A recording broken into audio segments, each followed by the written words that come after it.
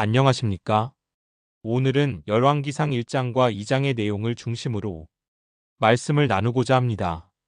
열왕기는 다윗의 죽음과 솔로몬의 즉위로 시작하여 북왕국 이스라엘이 아시리아에, 남왕국 유다는 바벨론에 멸망하기까지의 역사를 다루고 있습니다.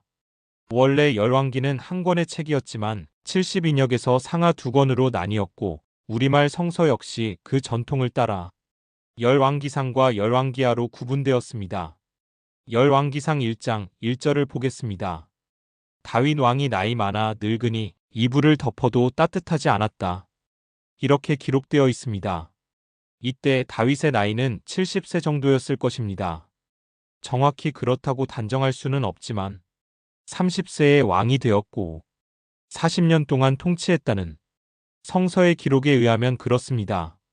조선 임금 27분 중에서 70세 넘게 사신 분이 태조 이성계와 영조뿐인 걸 감안하면 그보다 2500여 년 전인 고대 세계에서 꽤나 장수했다고 볼 수 있겠습니다.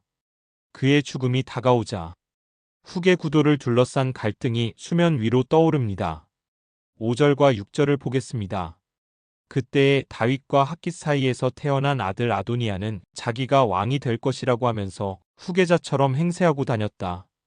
자신이 타고 다니는 병거를 마련하고 기병과 호위병 50명을 데리고 다녔다. 그런데도 그의 아버지 다윗은 아도니아를 꾸짖지도 않고 어찌하여 그런 일을 하느냐고 한 번도 묻지도 않았다. 그는 압살롬 다음으로 태어난 아들로서 용모가 뛰어났다. 이렇게 기록되어 있습니다. 넷째 아들 아도니아가 자기가 왕이 될 것이라며 후계자처럼 행세하고 다녔답니다. 그런데도 아버지 다윗이 그의 언행을 제어하지 않았답니다.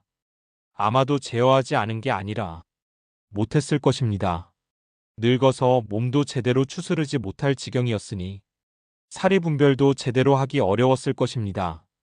그런데 사실 후계자 서열로 보면 아도니아가 왕위를 이어받는 것이 무리가 없습니다. 맏아들 암논은 압살롬의 손에 죽었고 셋째인 압살롬도 쿠데타를 일으켰다가 실패하여 죽었습니다.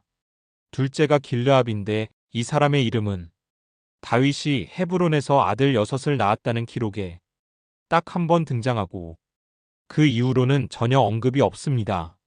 그래서 학자들은 그가 어려서 죽었을 것이라고 추측합니다.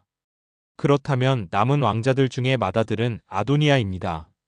그래서 총사령관 요압과 제사장 아비아달도 그를 지지했다고 본문은 말합니다. 다윗에서 솔로몬으로 이어지는 권력이양이 순탄치 않았음을 보여주는 기록입니다. 현대 신학자들은 이 문제를 헤브론파와 예루살렘파의 권력 투쟁으로 보기도 합니다. 아도니아는 헤브론에서 태어났고 솔로몬은 예루살렘에서 태어났습니다. 어쨌든 큰 내전으로 번질 뻔한 위기를 넘기고 솔로몬은 다윗에 이어 무사히 통일왕국의 왕으로 즉위합니다. 열왕기상 2장에는 다윗이 솔로몬에게 당부한 유언의 내용과 솔로몬이 즉위하자마자 한 일들이 기록되어 있습니다. 1절에서 4절을 보겠습니다. 다윗은 세상을 떠날 날이 가까워서 아들 솔로몬에게 유언을 하였다. 나는 이제 세상 모든 사람이 가는 길로 간다. 너는 굳세고 장부다워야 한다. 그리고 너는 주 너의 하나님의 명령을 지키고 모세의 율법에 기록된 대로 주님께서 지시하시는 길을 걷고 주님의 법률과 계명, 주님의 율례와 증거의 말씀을 지켜라. 그리하면 내가 무엇을 하든지 어디를 가든지 모든 일이 형통할 것이다. 또한 주님께서 전에 나에게 내 자손이 내 앞에서 마음과 정성을 다 기울여서 제 길을 성실하게 걸으면 이스라엘의 임금자리에 오를 사람이 너에게서 끊어지지 않을 것이다. 하고 약속하신 말씀을 이루실 것이다. 이렇게 기록되어 있습니다. 다윗이 절대군주이기 이전에 하나님 앞에서 얼마나 신실한 왕이었는지를 잘 보여주는 문장입니다. 하여 이 본문은 한국 교회 강단에서 자주 인용되고 선포됩니다. 그러나 다윗의 유언이 여기서 끝난 것은 아닙니다. 계속되는 다윗의 나머지 유언을 들어보겠습니다. 5절에서 9절입니다. 더욱이 너는 스루야의 아들 요압이 나에게 한 것, 곧 그가 이스라엘 군대의 두 사령관인 넬의 아들 아브넬과 예델의 아들 아마사에게 한 일을 알고 있을 것이다. 요압이 그들을 살해함으로써 평화로운 때에 전쟁을 할 때나 흘릴 피를 흘려서 내 허리띠와 신에 전쟁의 피를 묻히고 말았다.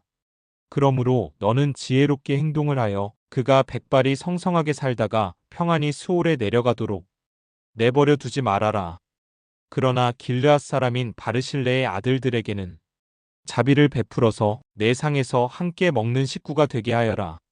그들은 내가 내 형 압살롬을 피하여 도망할 때에 나를 영접해 주었다. 또 바우림 출신으로 베냐민 사람인 게라의 아들 시므이가 너와 같이 있다. 그는 내가 마하나임으로 가던 날에 나를 심하게 저주하였지만 그가 요단강으로 나를 맞으려고 내려왔을 때에 내가 주님을 가리켜 맹세하기를 너를 칼로 죽이지 않겠다 하고 말한 일이 있다. 그러나 너는 그에게 죄가 없다고 여기지 말아라. 너는 지혜로운 사람이니 그를 어떻게 처리해야 하는지 잘 알 것이다. 너는 그의 백발에 피를 묻혀 수올로 내려가게 해야 한다. 이렇게 기록되어 있습니다. 앞선 본문 그러니까 1절에서 4절까지의 내용을 보면 유언의 다음 내용은 그러니 성군이 되어라 이렇게 되어야 할 것 같은데 그렇지가 않습니다. 다윗은 요압을 비롯해서 자기의 권력에 위협이 되었던 신하들과 적대 관계에 있던 사람들을 가차없이 숙청하라고 말합니다. 좋게 해석하면 태종 이방원이 그랬던 것처럼 그렇게 해야 다음 왕이 안정되게 나라를 다스릴 수 있으리라 생각했을 것입니다. 그러면 왕이 된 솔로몬은 어떻게 했을까요? 아버지의 유언을 신속하게 수행했습니다. 그러나 그가 제일 먼저 한 일은 다윗의 유언에는 없는 것이었습니다. 왕위를 놓고 경쟁했던 이복형 아도니아를 죽인 것입니다.